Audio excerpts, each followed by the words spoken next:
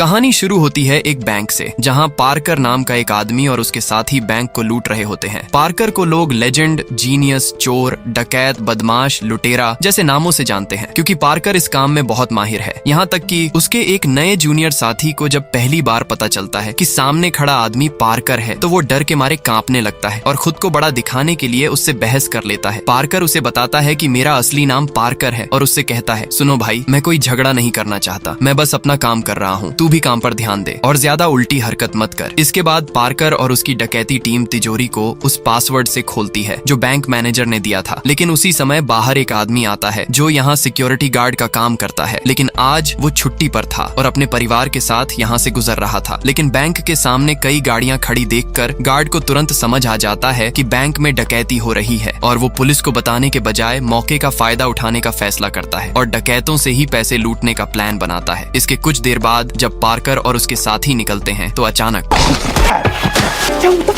हाँ, वो गार्ड एक पैसों से भरा बैग चुराने में कामयाब हो जाता है, लेकिन पार्कर उस पर गुस्सा हो जाता है और तुरंत उसका पीछा करने लगता है। गार्ड डर के मारे कार को एक हॉर्स रेसिंग के मैदान में घुसा देता है।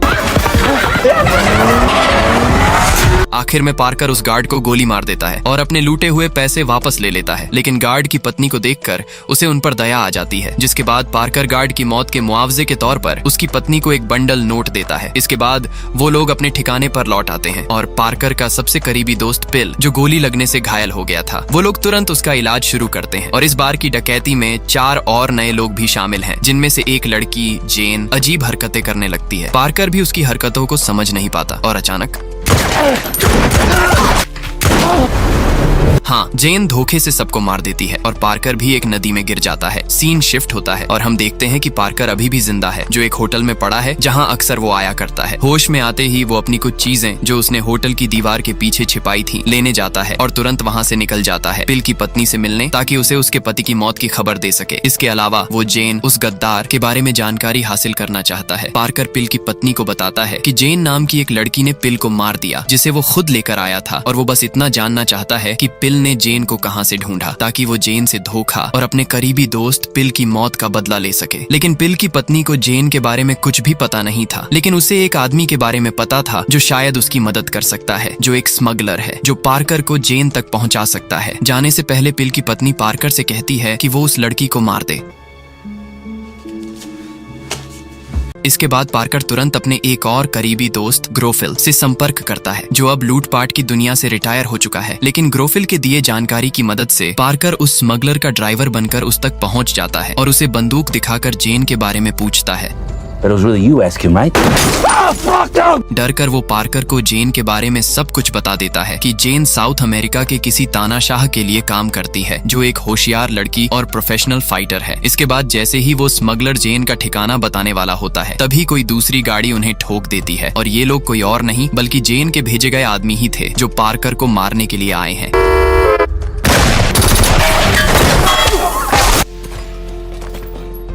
पार्कर 1 मिनट से भी कम समय में उन सभी को खत्म कर देता है, लेकिन वो जेन के एक आदमी को वो जानबूझकर जिंदा छोड़ देता है ताकि वो उसे जेन के ठिकाने तक ले जाए। सीन शिफ्ट होता है जहां एक खाली इमारत में जेन एक मोटे ताजे आदमी बोस्को के साथ दिखती है। बोस्को के हाथ एक बड़े डकैती की प्लान का नक्शा लग चुका है, यानी कि वो फिर से पार्कर की तरह किसी और को धोखा देने वाले हैं। दरअसल जेन चाहती है कि वो एक ऐसी डकैती करे जिससे उनके पास बहुत सारे पैसे आ जाए। अब मैं आप लोगों को आसान शब्दों में बता दूं कि जेन ने पार्कर की टीम में शामिल होने का नाटक किया ताकि लूटा हुआ सारा पैसा उसका हो जाए, और उसने उसी पैसों का इस्तेमाल करके बोस्को से एक और बड़ी डकैती का नक्शा हासिल किया है। इसके बाद जैसे ही जेन और बोस्को वहां से जाने लगते हैं, पार्कर बदला लेने के लिए वहां पहुंच जाता है और सबसे पहले बोस्को को गोली मार देता है, जिसकी वजह से जेन गुस्सा हो जाती है, क्योंकि पार्कर के लूटे हुए सारे पैसे उसने बोस्को को ट्रांसफर कर दिया था और बोस्को के साथ ही उसका अगला प्लान भी खत्म हो गया। इसके बाद पार्कर जेन से पूछता है कि उसने उसके साथियों की हत्या क्यों की। जेन जानती है कि अब वो पार्कर से बच नहीं सकती, तो वो सच बता देती है। वो बताती है कि उसके देश साउथ अमेरिका में एक डूबा हुआ खजाना है, जिसे लेडी ऑफ एरेंटेरो कहा जाता है, जो क्रैश हो चुके जहाज के नीचे दबा हुआ है, जहां हीरे और कई कीमती चीजें दबी पड़ी हैं, जिनकी कीमत अरबों रुपए है, जो उसके देश की इकोनॉमी से भी ज्यादा का है। लेकिन उस खजाने को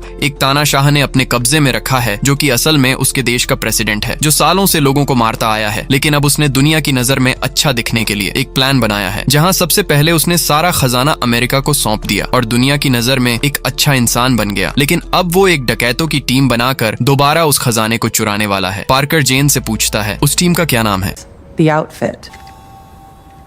सीन शिफ्ट होता है जहां हम द आउटफिट टीम के बॉस लॉजनी को देखते हैं, जो अमेरिका की सबसे बड़ी इनकम डिपार्टमेंट चलाता है, जो लोगों के टैक्स के पैसे नहीं बल्कि लाखों डॉलर की पुरानी और कीमती चीजें चुराता है। और इस बार साउथ अमेरिका के तानाशाह प्रेसिडेंट ने लोजनी को लेडी की मूर्ति चुराने के लिए मोटी रकम दी है, जिसकी डकैती कुछ ही दिनों में होने वाली है। लोजनी का आदमी किन, जो उसका लेफ्ट हैंड है, उसे खबर मिली है कि बोस्को गायब है, जिसके पास ही उनके अगले प्लान का नक्शा था। लोजनी किन को उससे जल्द ढूंढने को कहता है। कहानी वापस पार्कर पर आती है, जो जेन को मारने के बजाय उसके साथ मिलकर लेडी की मूर्ति चुराने का फैसला करता है, और उसके साथ ग्रोफिल भी है। जिसके बाद जेन उन्हें अपने बॉस कर्नल से मिलवाती है, जो साउथ अमेरिका की एक सेना का चीफ है, जो प्रेसिडेंट को उखाड़ फेंकना चाहता है। Heard of the Lady of Arantero. Skip it.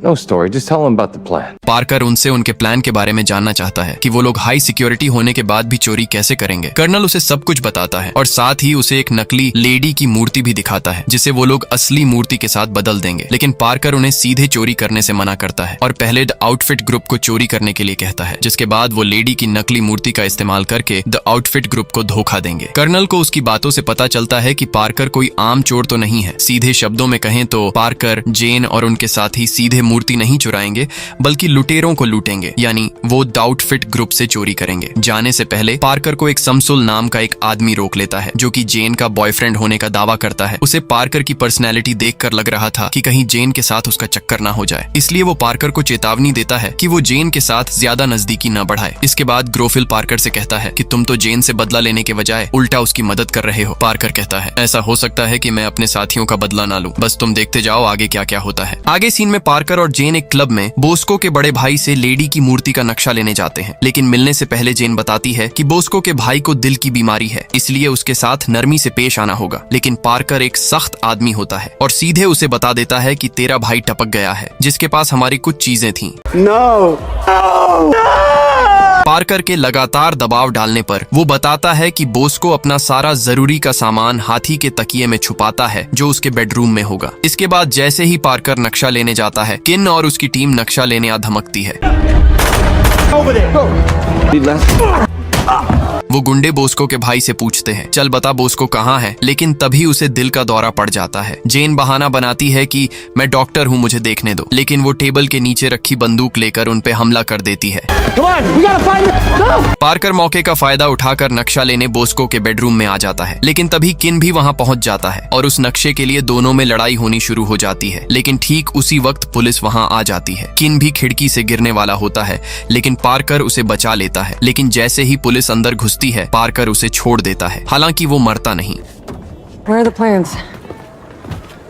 किन के नक्शा पाने में नाकाम होने की खबर सुनकर लॉजनी तुरंत किन से मिलने जाता है, जिसके हाथ पैर गिरने की वजह से टूट गए होते हैं। लॉजनी ये सुनकर हैरान रह जाता है कि इस मामले में पार्कर शामिल है, क्योंकि कुछ साल पहले पार्कर और लॉजनी के बीच एक समझौता हुआ था कि वो एक दूसरे के काम में दखल नहीं देंगे। इसका मतलब है कि अब वो समझौता टूट गया है और वो दोनों फिर से एक दूसरे के दुश्मन बन गए हैं। कहानी वापस पार्कर पर आती है, जहाँ वो जेन और कर्नल को अपनी नई टीम से मिलवाता है, जो उसके पुराने दोस्त हैं, जो डकैती से रिटायर हो चुके हैं। उनमें से एक का नाम स्टेन है, जो गाड़ी चलाने में माहिर है, और दूसरे हैं ब्रेंडा और एड, जो वेश बदलने में माहिर है। इसके बाद पार्कर सभी को चोरी कैसे करनी है समझाता है। नक्शे के अनुसार लेडी की मूर्ति एक ऐसी जगह रखी गई है जिसे सरकार बहुत कड़ी सुरक्षा दे रही है, जिसे तोड़ना मुश्किल है। पार्कर बताता है कि वो लोग दी आउटफिट को खुद मूर्ति चुराने देंगे, चाहे वो जैसे भी चोरी करें, और वो लोग चोरी के बाद पक्का मूर्ति को ट्रेन से ही ले जाएंगे, और यहीं पर पार्कर और उसकी टीम मूर्ति को उनसे चुराएगी। पार्कर ब्रेंडा और एड से कहता है कि तुम दोनों स्टेशन कर्मचारियों के वेश में जाकर ट्रेन की स्पीड बढ़ा देना, जिसके बाद ग्रोफिल ट्रेन की स्पीड कम करने वाली सिस्टम को तोड़ देगा, और जब ट्रेन तेजी से चलने लगेगी तो खुद अगले मोड़ पर पटरी से उतर जाएगी, और उसी मोड़ पर स्टेन अपनी ट्रक के साथ मूर्ति को सुरक्षित जगह ले जाने के लिए तैयार रहेगा। पार्कर कहता है अभी 24 घंटे का समय बाकी है, इसलिए सब लोग अच्छे से आराम कर लो ताकि अगले दिन अच्छा काम कर सको। इसके बाद पार्कर खुद अपने पसंदीदा होटल में आ जाता है। हाँ, जेन पहले से ही वहाँ मौजूद होती है, जो हर पल पार्कर की जासूसी कर रही है, जो पहले से ही धोखा देने में माहिर है। जैसा कि कहानी की शुरुआत में देखा था हमने, जेन पार्कर को लुभाती है, लेकिन पार्कर उससे करीबियां नहीं बढ़ाता, और तभी हाँ, समसुल जो जेन का बॉयफ्रेंड है, जो जलन से भरा होता है, पार्कर को एक सुनसान जगह पर बांध देता है। उसे शक है कि पार्कर उसकी गर्लफ्रेंड के साथ होटल में नजदीकी बढ़ा रहा था। समसुल इतना गुस्से में था कि उसने लोजनी को पार्कर के बारे में बता दिया है, जिसने पार्कर को मारने के लिए एक आदमी भेजा है। तभी जेन वहां आती है और पार्कर को बचाने के लिए समसुल से कहती है कि हमारे बीच कुछ नहीं है, वो खामखा उनके प्लान को बर्बाद कर रहा है। समसुल मान जाता है और जैसे ही पार्कर की हथकड़ी खोलता है, लोजनी का आदमी वहां पहुंच जाता है। पार्कर समसुल को ढाल की तरह इस्तेमाल करता है और वो मारा जाता है। पार्कर लोजनी के आदमी को भी मार देता है। तभी पार्कर देखता है कि उसके फोन पर लोजनी का कॉल आ रहा है। पार्कर कहता है कि कैसा नुबड़ा आदमी भेजा था मुझे मारने, ये तो खुद मारा गया। लोजनी पार्कर को चेतावनी देता है कि वो उसके काम में दखल न दे, क्योंकि लोजनी भी जानता है कि पार्कर बहुत शातिर चोर है। लेकिन लोजनी की टीम द आउटफिट भी कम नहीं है जो उसे हराने के लायक है। पार्कर को तब झटका लगता है जब लोजनी बताता है कि लेडी की मूर्ति की चोरी कल नहीं बल्कि अभी हो रही है। You lose.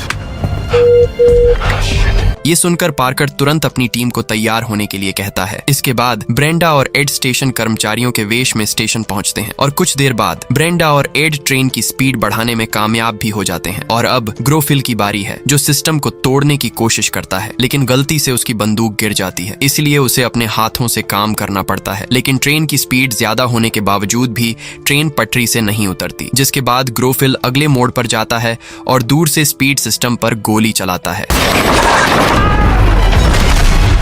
ट्रेन के पटरी से उतरने के बाद पार्कर और उसकी टीम लेडी की मूर्ति वाले डिब्बे में जाते हैं, लेकिन जब वो उसे खोलते हैं तो उसमें मूर्ति के बजाय पत्थरों का ढेर होता है। दरअसल ये लोजनी का बनाया गया एक जाल था ताकि पार्कर को खत्म किया जा सके। और तभी लोजनी के कुछ गुंडे आते हैं जिन्हें पार्कर आसानी से हरा देता है। फिर पार्कर और उसकी टीम वहां से भाग जाते हैं।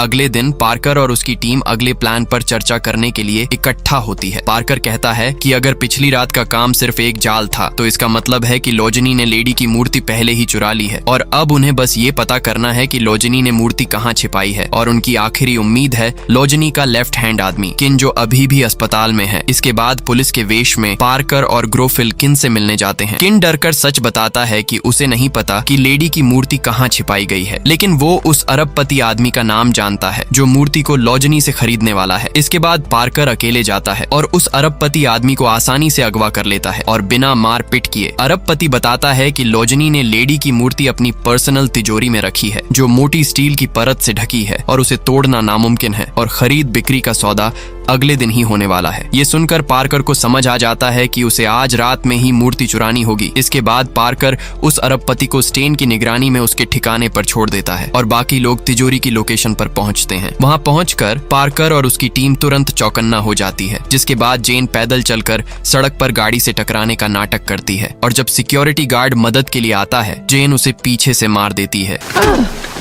इस तरफ उसी समय ठिकाने पर स्टेन, जो ज्यादा शराब पीकर सो गया था, अपनी ड्यूटी में लापरवाही करता है, जिसकी वजह से वो अरबपति मौका पाकर भाग जाता है और लोजनी को सब कुछ बता देता है। जिसके बाद लोजनी और द आउटफिट तुरंत तिजोरी की ओर बढ़ते हैं ताकि पार्कर को मूर्ति चुराने से रोक सकें, लेकिन अब बहुत देर हो चुकी थी। पार्कर और ग्रोफिल पहले से ही अंदर थे और डायनामाइट से स्टील का दरवाजा उड़ा चुके थे। और जब लोजनी वहां पहुंचता है, उसे तिजोरी टूटी हुई मिलती है। वो तुरंत अपने गुंडों को पार्कर के पीछे लगा देता है। पीछा करने के दौरान मूर्ति को बांधने वाली रस्सी गोली लगने से खुल जाती है, जिसके बाद पार्कर उसे ठीक करने के लिए बाहर निकलता है, लेकिन गाड़ी के तेज होने की वजह से वो नीचे गिर जाता है और बदकिस्मती से ग्रोफिल मूर्ति को बचा नहीं पाता, क्योंकि लोजनी के गुंडे उसे पीछे से गोली मार देते हैं और दोबारा लोजनी मूर्ति हासिल कर लेता है और तुरंत ही अरबपति से संपर्क करता है और उसी रात सौदा करने की बात करता है। जिसके बाद लोजनी के गुंडे मूर्ति लेकर अरबपति के घर पहुंचते हैं। अब क्योंकि काफी रात हो चुकी थी और पैसे अरबों में देने थे, इसलिए अरबपति अगले दिन दोपहर में पैसे ट्रांसफर करने का वादा करता है। गुंडों के जाने के बाद अरबपति मूर्ति का आनंद लेने लगता है, लेकिन उसे कुछ ही देर में पता चल जाता है कि मूर्ति नकली है। जिसके बाद वो तुरंत साउथ अमेरिका के प्रेसिडेंट को फोन करता है और लोजनी पर धोखा देने का इल्जाम लगाता है, लेकिन ये सब पार्कर का जवाबी जाल था। इसके बाद लोजनी और उसकी टीम असली मूर्ति को देखने जाते हैं, लेकिन दूसरी तरफ इधर पार्कर और उसकी टीम पहले से ही वहां मौजूद थी और असली लेडी की मूर्ति वाली तिजोरी तोड़ रही थी।